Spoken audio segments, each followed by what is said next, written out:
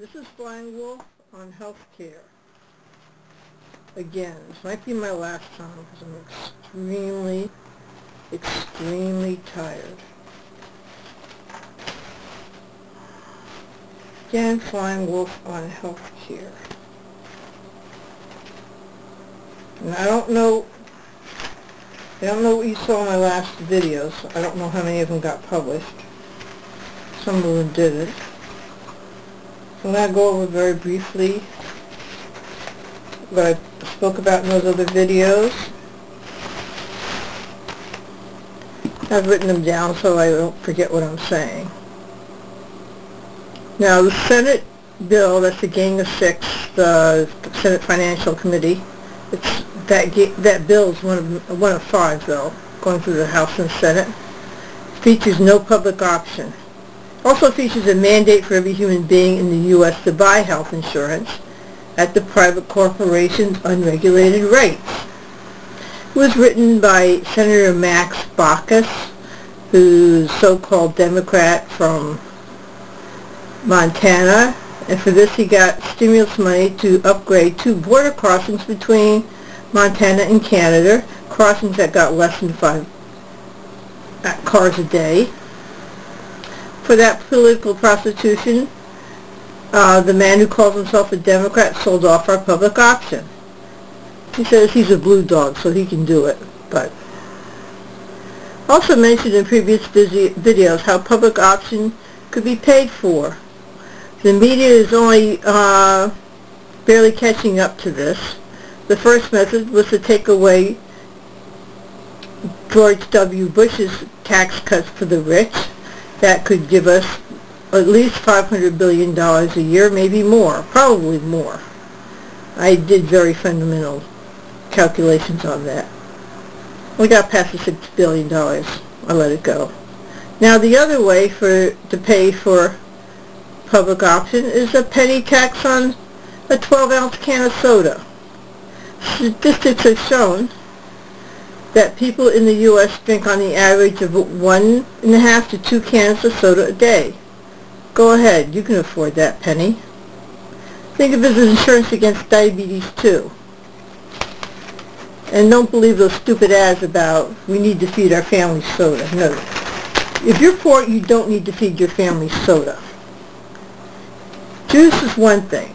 Juice drinks is something else. Soda and juice drinks contain sugar and high fructose corn syrup, which is bad for you. And cutting back on soda and high fructose corn syrup cuts back on the incidence of diabetes too. Now I know where I speak. Don't believe the ads. Those parents, if they cared about their children's health, they wouldn't be giving them soda. They're giving them real juice, or milk, or even water. Now, the way the companies really try to get you, it's called preexisting conditions. Diabetes, too, is considered a lifestyle disease. It's okay if you have no stores in your area that's selling produce or healthy food, because some scumbag Republican mayor uses economic funds to build arches or something instead of putting out a local food store, helping out a local food store.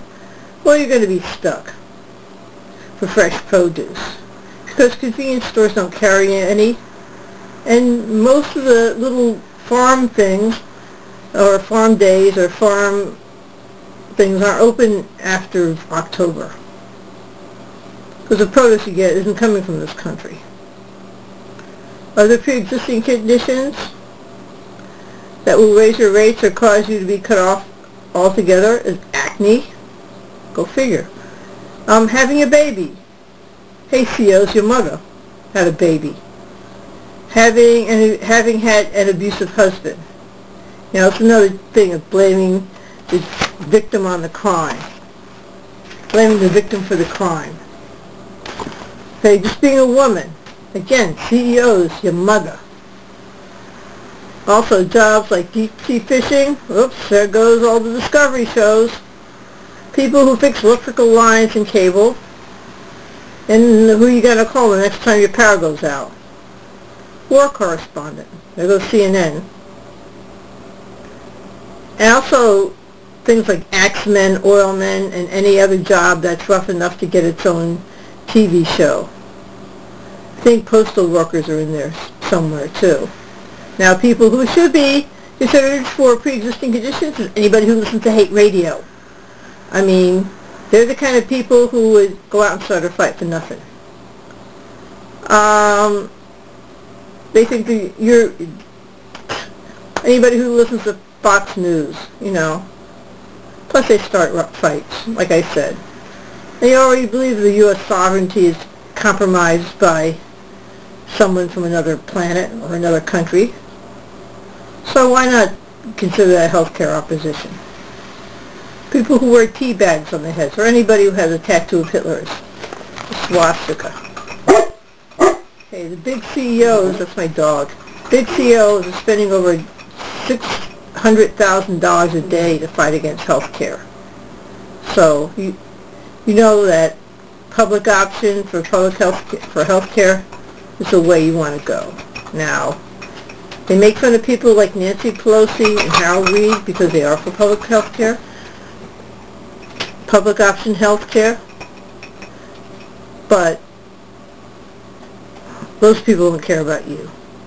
Those people who make fun of the people for public option health care are not your friends. They're part of the corporate landscape that wants to see the little guy get smaller and smaller. So, you be your own judge. Put the tea bag in a cup of hot water. This is Flyingwolf, signing out. And this was at 7. That's a lot.